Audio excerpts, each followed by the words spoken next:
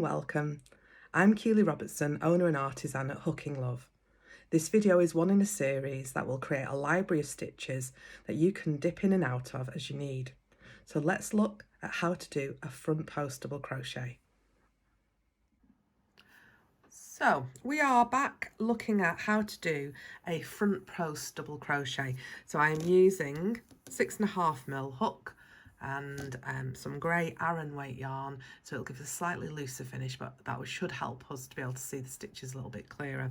I already have 2 rows of double crochet and there are 18 double crochets on each row.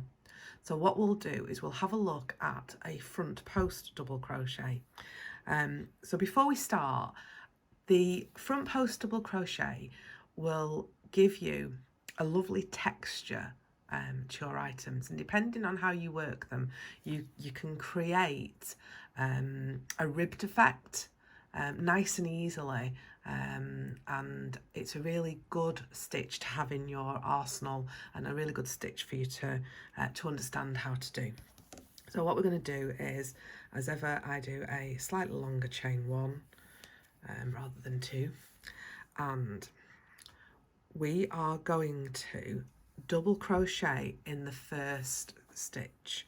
So when you are doing, well, when I am doing them, I would tend to do a standard double crochet in the first and the last. The only exception would be if I was doing it in the round, because then the stitches are close together. If I tried to do it around the end stitch, it would be sloppy. That's probably the best word for it. In the round it wouldn't be sloppy. I hope that makes sense. So we are going to double crochet just as normal into that first one, and then we are going to make our first front post double crochet. Your actual stitch is exactly the same, it's just where you place your hook in order to complete it. So you're still going to yarn over the hook, and what you're going to do is, instead of going into here, so into the stitch which would be where you would normally do, you are going to go and put your hook around the post. And it is called a front post because the post is in front of your hook. And I'll be honest, I got confused between front and back post, because I was like, well, I'm putting this at the back, but it's where your post is. Front post, that's what you're looking for. So let's show you that again. So yarn over just as normal and go behind it, so your post is in front of the hook.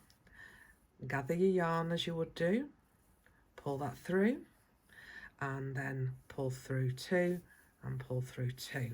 So what you're doing is you're pulling that piece of yarn further forward. Now, in order to show you the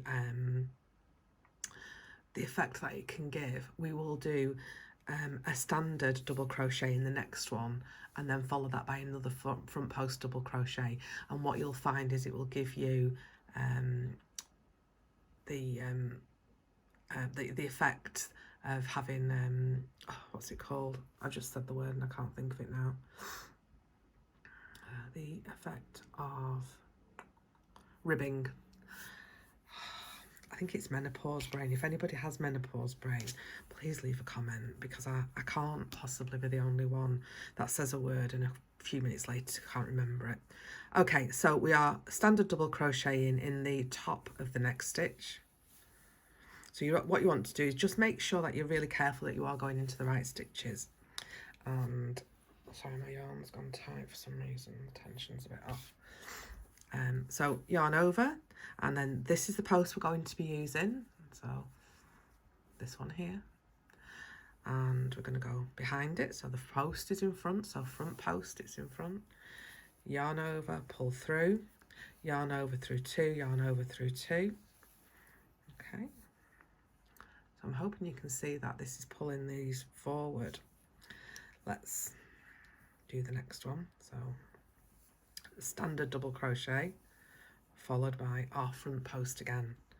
So yarn over around the post so it's in front of the hook, yarn back around, yarn over through 2, yarn over through 2. So now you know how to do a double crochet. You can see that the steps to do a front post double crochet aren't really that different, are they? So again, yarn over around the post so it's in front of your hook, pull the yarn through, yarn over through 2, yarn over through 2. So let's complete that all the way along. Again, if you need to pause so that you can catch up, or you need to rewind, feel free to do so, and I will meet you at the end. Remembering our last one, regardless, is going to be a double crochet as normal. Okay.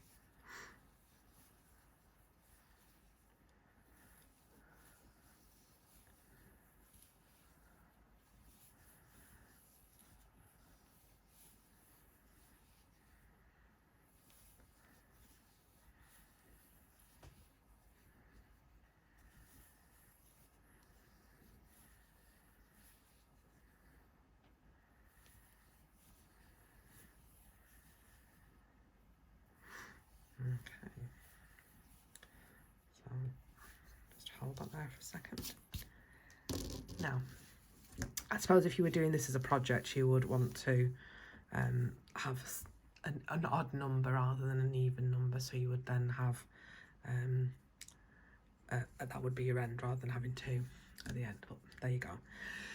Now, I'm not sure how well that picks up the texture of it. If you've done this with me, or you're doing it, you'll be able to see it yourself. So what I think we'll do is, if you go to watch the next video, which will be on a back post double crochet, we'll continue working with this yarn sample, and we will build up another row, but because we're doing back post and we're turning the work, we will continue to be lifting this up. Okay, so trust that does make sense, and I shall see you in the next video.